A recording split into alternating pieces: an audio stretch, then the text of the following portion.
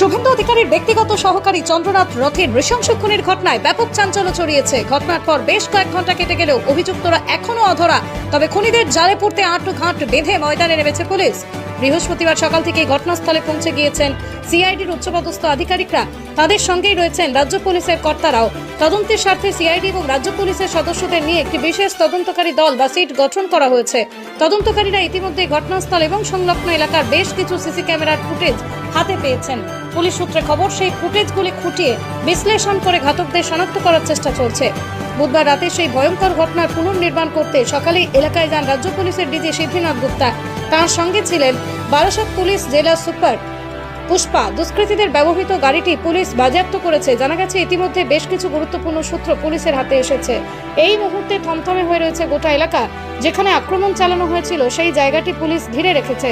মোতায়েন করা হয়েছে কেন্দ্রীয় বাহিনীও। চন্দ্রনাথ বাবুর আবাসন থেকে যশোর রোড পর্যন্ত রাস্তায় কড়া পাহারা দিচ্ছে বাহিনী। সাধারণ মানুষের যাতায়াত এবং যান চলাচলেও সাময়িক বিধিনিষেধ আরোপ করা হয়েছে। এই নৃশংস খুনের ঘটনায় এবার তৃণমূলকে হুঁশিয়ারি দিয়ে রাখলেন বিজেপির রাজ্য সভাপতি শ্রমিক ভট্টাচার্য। চন্দ্রনাথের খুনকে একটি পরিকল্পিত প্রতিহিংসাজনিত রাজনৈতিক হত্যাকাণ্ড বলেই মনে করছেন তিনি। শ্রমিকের কথায়, সিংহস্থবির বলে যদি কেউ মনে করে তাকে পদাঘাত করবে, সে ভুল করছে।